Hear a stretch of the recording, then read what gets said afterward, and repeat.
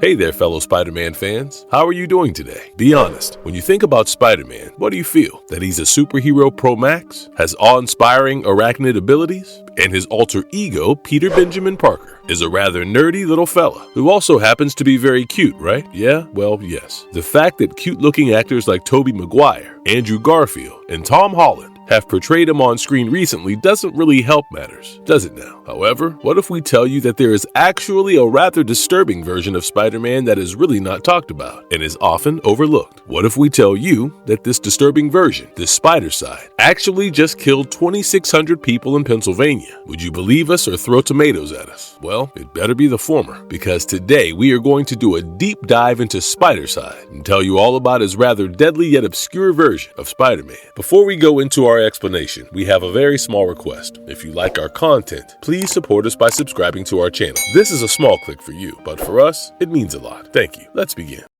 Who is Spidercide? To understand who Spidercide is, we first need to understand who the Jackal is. Well, most Spider-Man fans will definitely know about the Jackal. The Jackal is the oft-used alias by the enemies of Spider-Man. The most well-known incarnation of the Jackal, however, is Miles Warren. Now, Miles Warren's connection with Spider-Man comes through the lovely Gwen Stacy. He is known to have developed a romantic obsession for her and kind of spirals after her death, while also blaming Spider-Man for her tragic demise. So, he creates this alter ego called the Jackal in his quest for vengeance. Now, the Jackal created Spidercide during a period that came to be known as the Clone Saga. Spidercide was first teased in Amazing Spider-Man 1, number 399. And later introduced in the Spectacular Spider-Man number 222. He is like this evilest Spider-Man. However, here's the catch. Spidercide is not the clone of Peter Parker. In fact, he is the clone of Ben Reilly. Now, who is Ben Reilly? Ben Reilly is a clone of Peter Parker, who was created and developed in a lab by the Jackal. While he was an antagonist at the beginning, having been brainwashed by the Jackal, he does go on to bond with Spider-Man and comes to be known as Scarlet Spider, a more heroic character. So basically, Spidercide is the clone of a clone. So does that make him a metaclone?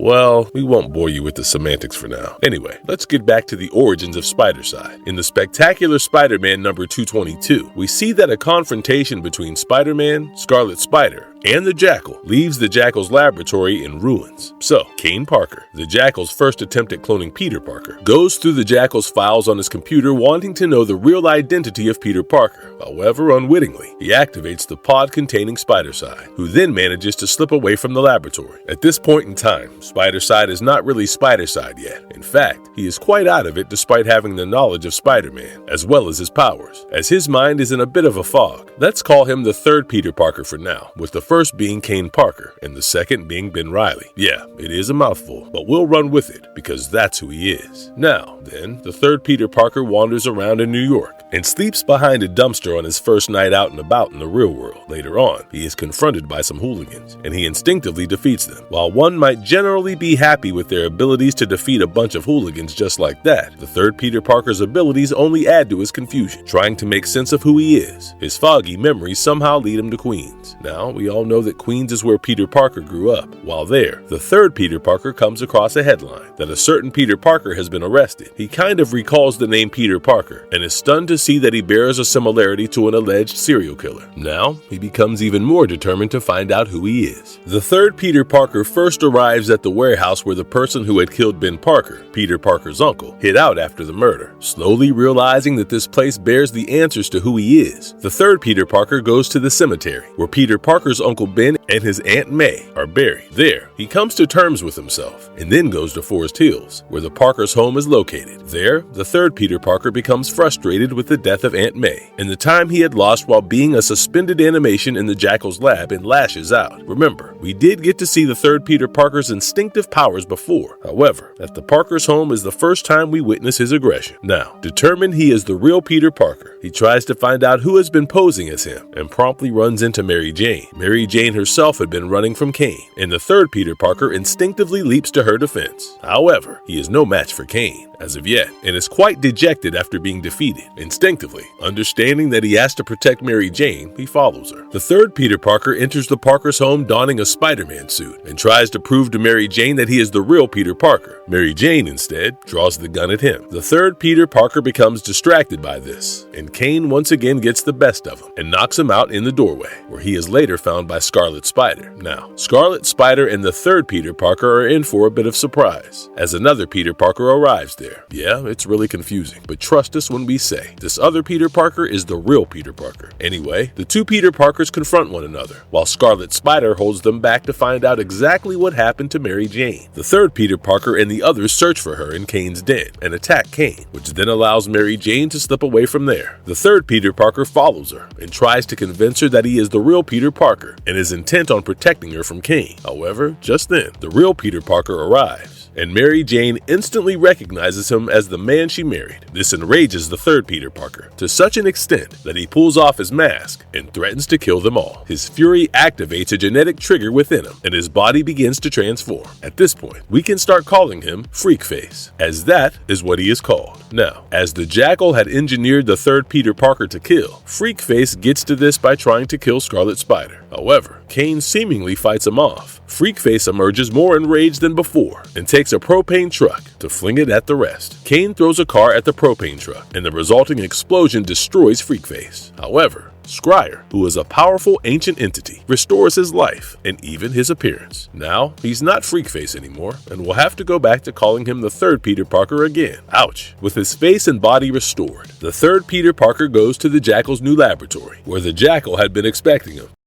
How Spidercide casually massacred Springville, Pennsylvania. Now, remember we told you that the third Peter Parker was engineered to kill? In fact, the Jackal jokes that this clone would commit Spidercide on behalf of Peter Parker. Sounds scary, doesn't it? It is because the Jackal intended for him to kill the real Peter Parker, so that's where he gets the name from. In the Jackal's laboratory, all the information regarding Spider-Man's allies and enemies is downloaded into the third Peter Parker's brain, and the Jackal slightly modifies his genetic code to give him the ability to control the third Peter Parker. The Jackal then basically tells him that now he is the perfect version of Peter Parker, and then orders him to kill all enemies and basically commit a kind of Spidercide. And that's how the name Spidercide takes shape. Equipped with all information and powers, Spidercide goes to the Genetech Science Facility, Bayville, Long Island, and steals its supply of ribonucleic nanocontagion. As he tries to get back to the Jackal, his spider sense alerts him to the arrival of new warriors, a bunch of young heroes who intend to get the ribonucleic nanocontagion back from him.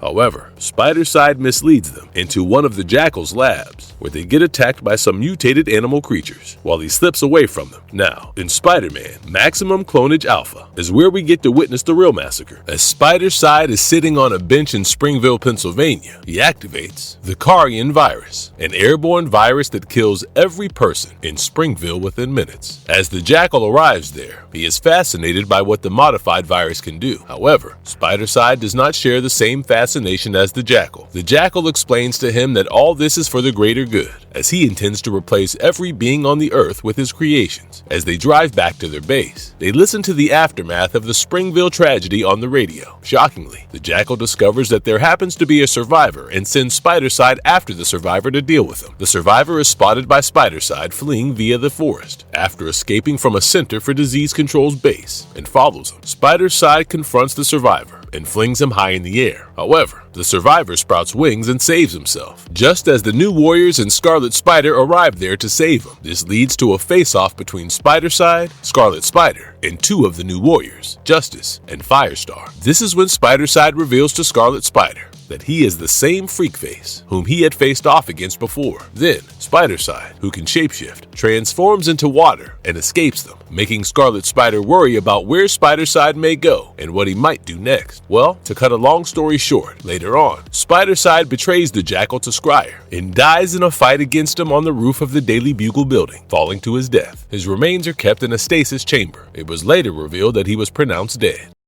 How powerful is Spidercide? Spidercide is, at his very core, a genetically engineered clone of Spider-Man. That in itself makes him very, very powerful. Spidercide has a wide range of superhuman abilities and powers. He is immensely strong and can lift something as heavy as 10 tons. He is incredibly fast, and to put it in layman's terms, he can overtake speeding vehicles with ease. He has very high stamina, as his body produces fatigue toxins at a very low rate. Where he may not be able to do it all day, he can at least exert himself for several hours before those fatigue toxins kick in. He also possesses superhuman durability, as his body is harder than an ordinary person, which means he can withstand highly impactful forces. He also has superhuman agility and reflexes, some things that are several times superior to the greatest athlete you can think of. Now, coming to the finer points of Spidercide's abilities and powers, shapeshifting is perhaps his coolest superpower, something that he can do at will, while even the original Spider-Man can only manage to shift into some rudimentary shapes. From extending his body to transforming into other shapes and sizes, he can do it all. Remember, we told you he transformed into water to escape Scarlet Spider and the New Warriors. Isn't that amazing? Moreover, his ability to shift into anything gives him the ability to withstand impact and resist something as powerful and deadly as high-caliber bullets. Like Spider-Man, he can cling to any surface, as he has the ability to use Van der Waals forces. To break it down a bit, Van der Waals forces are those forces that are present between all molecules and are an outcome of the electrostatic attraction between the electrons present in one molecule and the nuclei of another molecule. Too much science, right? Well, basically, what you have to understand is that these forces allow Spidercide to climb walls or any other surfaces he chooses to hang on to. Spidercide can also duplicate himself and manipulate the minds of those near to him. Last but not least, who can forget Spider Sense? Similar to Spider-Man, Spidercide also possesses Spider Sense. It is a kind of tingling sensation that he feels at the back of his skull, something that alerts him to any impending danger. His Spider Sense allows him to avoid or escape any attack if he has time to do so. In fact, it is his Spider Sense that allowed him to get away from New Warriors when they came after him for stealing ribonucleic nanocontagen from the Genentech science facility